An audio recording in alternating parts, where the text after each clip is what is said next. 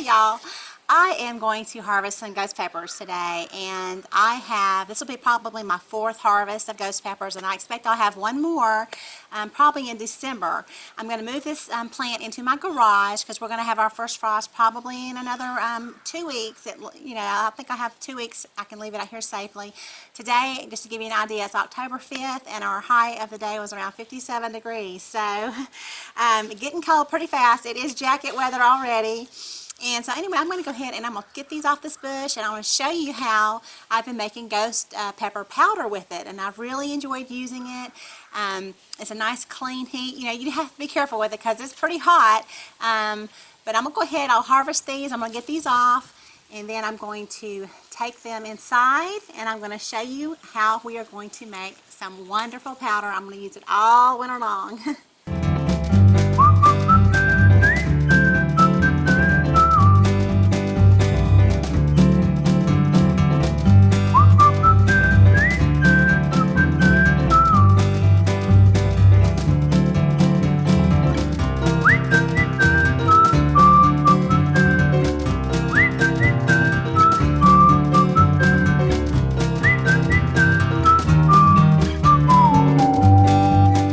Okay, so there we go. Let's go inside. I'm going to show you how we're going to dry them. Okay, well, we'll start by making sure you have some safety equipment because these peppers, they are very hot. And so some goggles might be in order and some gloves. And later on, you might even want to wear a little dust mask. Okay, and I am placing my dehydrator outside. That's how we're going to dry these, with a dehydrator.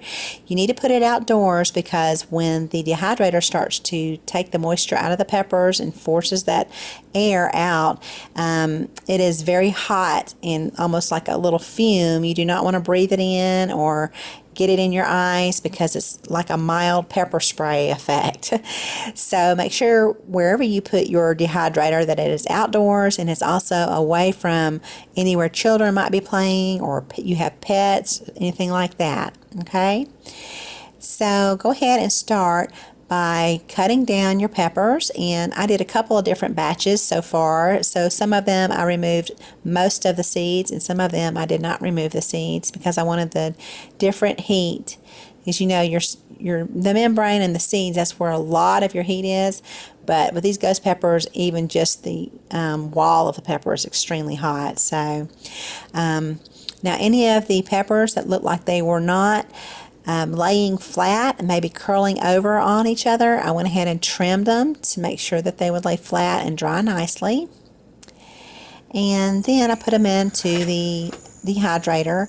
Now I took one extra step by making sure that I dried them at a very low setting initially for 3 or 4 hours, and this is really just an extra step. It probably is not even necessary with these thin-walled peppers, but it's just something I'm pretty accustomed to doing. And the reason why I dry it at a very low setting initially is just to kind of get the moisture removed from whatever vegetable it is that I'm drying. Especially with the thicker walled peppers, it's important because if you dry your vegetables at a high setting, it might be a little bit too hot, you can develop a hard casing on the outside of whatever it is you're drying, and then the moisture on the inside of the vegetable cannot be removed.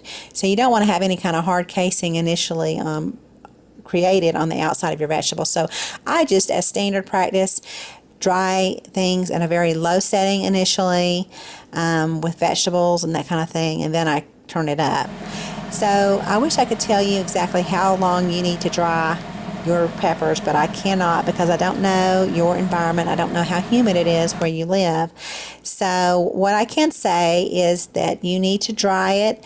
Maybe if you have an Excalibur, you know it has a vegetable setting, put it on that setting, and then just stick around and look at them and test them until they're crispy and crunchy. Obviously, that's when you need to take them out. Don't walk away and go do errands and stuff, because when it stops drying, that is when you need to get them out. If they sit in a dehydrator outdoors, what it will do is start to reabsorb the humidity from the environment, and then you'll have to dry them again. So make sure you're around to process them when they are done. And when you feel like they're nice and crispy, go ahead and put them into your coffee grinder. And these are great. You can find these just about anywhere these days. For cheap too. I think they're like $15 or something. And this particular coffee grinder has the compartment that removes, and you can throw it in the dishwasher, which I think is very important if you are going to be making any kind of hot pepper powder.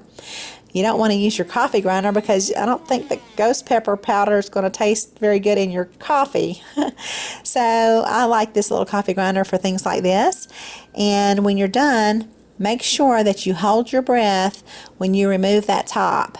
So you'll need to, you don't want to breathe in any of the fine powder that's going to be thrown into the air when you take off the top, okay? And then walk away after you've taken off the top and just let the dust settle for just a few minutes, and then you can go back over and pour it out onto your parchment paper, because you do not want to breathe the stuff in. And then just take a look at your powder and make sure you feel like it's been ground up very fine. And when you feel pretty comfortable about the results, go ahead and you can transfer it to your spice jar. I really like these little jars. I think I got this at IKEA. They have a nice wide opening at the top, and so I really enjoyed using them. Make sure also that you label your jar. The last thing you want is to have this in your spice cabinet, and then you go in a couple of years, and if you didn't label it, you're going to wonder, what is that? And then you might take a whiff of it and say, oh, okay, I remember that now. That's that ghost pepper powder. You don't want to have to figure it out that way, right? So make sure you put a label on it. And then you can just go ahead and start using it. I love to throw it in a little soup if it wasn't hot enough the way I wanted it. I'll put it in my blackened seasoning, put it in my chili.